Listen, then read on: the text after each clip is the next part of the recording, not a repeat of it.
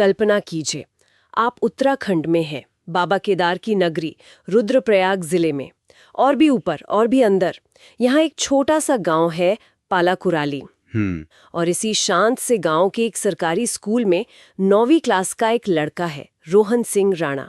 आज हम इसी लड़के के एक ऐसे सफर की बात करने वाले हैं जो इस गांव से शुरू हुआ और सीधे देश के प्रधानमंत्री के सामने जाके रुका। और ये सिर्फ एक प्रेरणादायक कहानी नहीं है।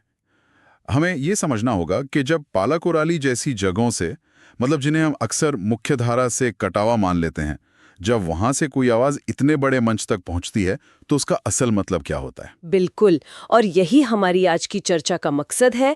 हम ये समझने की कोशिश करेंगे कि रोहन का परीक्षा पे चर्चा 2026 में अपने पूरे राज्य का प्रतिनिधि बनना ये कैसे मुमकिन हुआ। ये कहानी सिर्फ एक छात्र की लगन की नहीं है। नहीं, ये एक शिक्षक के विजन की, एक पूरे समुदाय के सपोर्ट की और अपनी संस्कृति की गहरी समझ की भी कहानी है। तो चलिए इस कहानी की परतें खोलते हैं। जी, तो शुरुआत करते हैं रोहन के माहौल से, उसके गांव से। पालाकुराली गांव, जैसा मैंने बताया, रुद्रप्रयाग में है। मतलब कोई टूरिस्ट स्पॉट नहीं है, एक दूर दराज का इलाका। जहां मौके और संसाधन दोनों ही सीमित होते हैं। हाँ, ऐसे में वहां के एक सरकारी स्कूल के छात्र के लिए दिल्ली तक पहुंचना, ये अपने आप में एक बहुत बड़ी बात है। और यहाँ दूर होने का मतलब सिर्फ किलोमीटर की दूरी नहीं है। समाजशास्त्र में हम इसे अवसरों का मरुस्थल भी कह सकते हैं। अच्छा। मतलब टैलेंट तो हर जगह है, जैसे रेगिस्तान में भी जीवन होता है जी। पर उसे फलने फूलने के लिए जो माहौल चाहिए, जो मौके चाहिए, वो कम होते हैं। सही बात है। इसीलिए जब रोहन जैसी कोई कहानी सामने आती है ना, तो ये उस धारणा को चुनौती देती है कि बड़े सपने देखने का हक सिर्फ बड़े शहरों के बच्चों का है। और इस कहानी की जो चिंगारी थी वो एक बहुत ही साधारण सी घटना से लगी। क्या हुआ था? रोहन के साइंस टीचर ने उसे परीक्षा पे चर्चा के लिए एक वीडियो बनाने को कहा और रोहन ने, मतलब बाकी बच्चों की तरह ही, एक वीडियो बना दिया। कोई बहुत स्पेशल नहीं? नहीं, बिल्कुल नहीं। कोई स्पेशल इफेक्ट्स नहीं, कुछ नहीं, बस एक सामान्य सी कोशिश। लेकिन उसी एक कोशिश ने सब कुछ बदल दिया। यहाँ एक बहुत दिलचस्प बात है। हम अक्सर डिजिटल डिवाइड की बात करते हैं कि कैसे टेक्नोलॉजी ने शहर और गांव के बीच की खाई को बढ़ाया है। हाँ, बिल्कुल।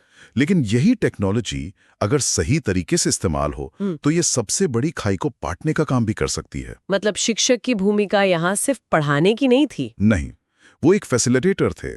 उन्होंने रोहन को एक राष्ट्रीय प्लेटफॉर्म से जुड़ने का रास्ता दिखाया। एक स्मार्टफोन, एक आइडिया और एक टीचर का प्रोत्साहन। बस इन तीनों ने पालाकुराली और दिल्ली के बीच की दूरी खत्म कर दी। तो आप ये कह रहे हैं कि वीडियो कितना अच्छा बना था, उससे ज्यादा जरूरी ये था कि रोहन ने हिस्सा लिया। आपने बिल्कुल सही नस पकड़ी है कि असल चुनौती वीडियो बनाना नहीं, बल्कि बच्चों को हिस्सा लेने के लिए मोटिवेट करना है। एग्जैक्टली। ये परफेक्शन का नहीं, पार्टिसिपेशन का खेल है।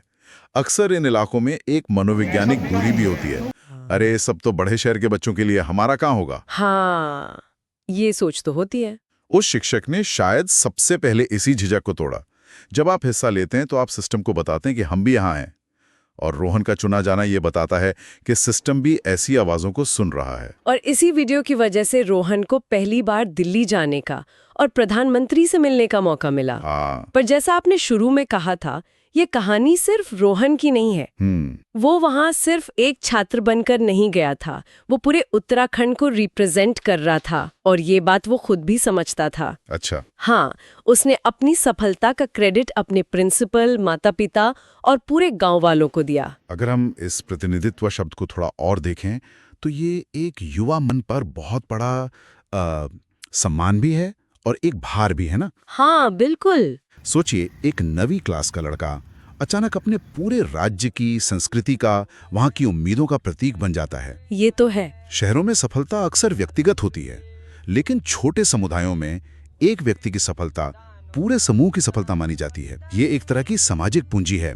ये सिर्फ इमोशनल सपोर्ट नहीं है, ये एक इकोसिस्टम है जो बच्चे को वो आत्मविश्वास देता है जो शायद शहरों में महंगे ट्यूशन से मिलता है। ये बहुत दिलचस्प बात कही आपने, और शायद इसी अपनेपन का सबसे बड़ा सबूत वो तोहफा था जो रोहन प्रधानमंत्री के लिए लेकर गया। हाँ, मैंने भी पढ़ा था उसके बारे में। वो खाली हाथ नहीं गया, वो अपने साथ उत्तराखंड की तरफ से एक खास भेंट लेकर गया, जिसे वहाँ समौण कहते हैं। समौण?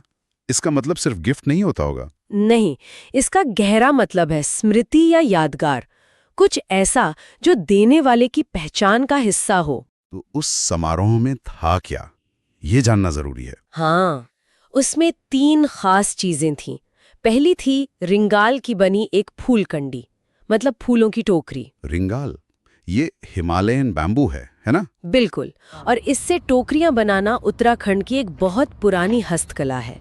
ये सिर्फ एक चीज नहीं है, ये प्रकृति के साथ जीने का, सस्टेनेबिलिटी का प्रतीक है। यानी पहला उपहार ही वहाँ की कला, वहाँ का हुनर और पर्यावरण के साथ उनके रिश्ते का प्रतीक था। बहुत खूबसूरत। दूसरी चीज थी पहाड़ी मिठाइयाँ, अरसे और भुकड़े। अरसे तो चावल के आटे और गुड़ से बनती हैं हर शुभ मौके पर। अच्छा। तो ये मिठाइयाँ सिर्फ स्वाद नहीं है, ये वहाँ के त्योहारों की खुशबू है, वहाँ के घरों की मिठास है। तो कला के बाद स्वाद, मतलब रोहन ने प्रधानमंत्री को अपने घर के त्योहार का एक छोटा सा हिस्सा भेंट किया। हाँ, और अब तीसरी चीज जिसने मुझे सच में सोचने पर मजबूर कर दिया, वो थी एक किताब। एक किताब? हाँ, ये किताब रोहन के ही शिक्षक अश्विनी गौड़ ने लिखी थी और किताब का शीर्षक था उत्तराखंड की लोक परंपरा में विज्ञान। वाह! ये मुझे बहुत अनोखा लगा। हम तो हमेशा परंपरा और विज्ञान को अलग-अलग देखते हैं ना? बिल्कुल, एक दूसरे के विरोधी की तरह। तो हम यहाँ किस तरह के विज्ञान की बात कर रहे हैं? देखिए, ये उस पूरे समोण का सबसे जरूरी हिस्सा है। ये सिर्फ एक आकर्षक टाइटल नहीं है, ये ज्ञान को देखने का एक अलग नजरिया देता है। ये उस सोच को चुनौती देता है कि विज्ञान सिर्फ लैब में या रोहन की कहानी हमें यही सिखाती है कि सही गाइडेंस और एक छोटी सी कोशिश भी आपको नेशनल लेवल पे पहचान दिला सकती है।